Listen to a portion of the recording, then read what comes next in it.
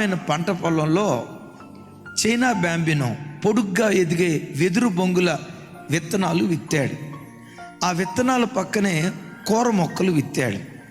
ఈ విత్తిన చైనా విత్తనాలు మొలకెత్తల. సరేలే, మొలకెత్తే రోజుకు మొలకెత్తుతాయిలే అని టమాటా చెట్లకు నీళ్లు పోసాడు. ఈ బ్యాంబినో విత్తనాలకు నీళ్లు పోసాడు. 6 నెలల పాటు ఈ టమాటా విత్తనాలు విరగ్గాసాయి. మళ్ళీ సెకండ్ 6 నెలలు టమాటా విత్తనాలు వేశారు. దరిదాపుగా సంవత్సరంలో 2 పంటలు టమాటా పంటలకు వచ్చాడు. కానీ విచిత్రం ఏంటో తెలుసా? సంవత్సరం పాటు ఈ బ్యాంబినో విత్తనాలకు నీళ్లు పోసినా ఎరువేసినా నేను బ్రతికేను అని చెప్పుకోవటానికి చిన్న మొలక కూడా రాలేదట.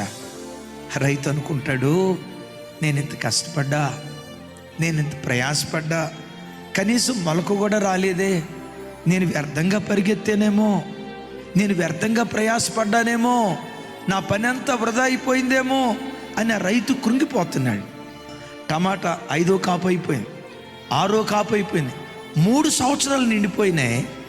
ఈ చైనా బ్యాంబినో విత్తనాలకు నీళ్లు పోస్తూ ఉంటే ఎంత మొలక కూడా రాలా. కొంచెం మనిషి బాధపడుతున్నాడు, నా ప్రయాసం అంతా ఏమైపోయిందని. 4వ సంవత్సరం టమాటా 2 కాపులు అయిపోయింది. 5వ సంవత్సరం ప్రారంభమైంది. మొదటి కాపు టమాటా పంట అయిపోయింది, 2వ కాపు కూడా వేసాడు. 5వ సంవత్సరం ముగింపు వరకు ఈ బ్యాంబినో విత్తనాలకు నీళ్లు పోస్తూ ఉంటే కనీసం నేను బ్రతికున్నాను అని చెప్పుకోవటానికి ఆనవాళ్ళు కూడా లేకుండా ఎంత మొలకు కూడా బయటకు రాలేదట. అద్భుతం. 5 సంవత్సరాల తర్వాత ఒకరోజు ఉదయం ఆ పంట పొలంలోకి వెళ్ళాడు. ఆ పంట పొలంలోకి వెళ్తే ఈ బ్యాంబినో విత్తనాలు చిన్నగా మొలకెత్తినట్లు చూశాడు. చిన్నగా ఆ మొలకెత్తిన ఆ విత్తనాలను చూసి అమ్మయ్యా అమ్మయ్యా అమ్మయ్యా, ఈ విత్తనాలు మొలకెత్తాయి, బ్రతికాయి అని అనుకొని సంతోషపడే లోపే ఇంకొక డౌట్ వచ్చింది. మొలకెత్తటానికే 5 సంవత్సరాలు పట్టిందంటే చెట్టు అవటానికి 50 సంవత్సరాలు పట్టిద్దేమో అని కంగారు పడ్డాడు. సరే, ఏదైతే బ్రతికింది కదా అని ఆ మొలకెత్తినటువంటి మొలకలను చూసి సంతోషపడుతూ ఉండగా విచిత్రం ఏంటో తెలుసా? మొలకెత్తిన మొలక 45 రోజుల్లో 90 అడుగుల ఎత్తు పెరిగిందట.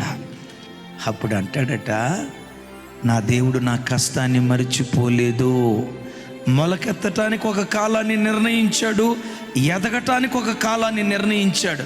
ఆ సమయం వరకు ఓపికతో ఎదురు చూస్తే మన ఎదుగుదల ప్రపంచంలో ఎవ్వడూ ఆపలేడు.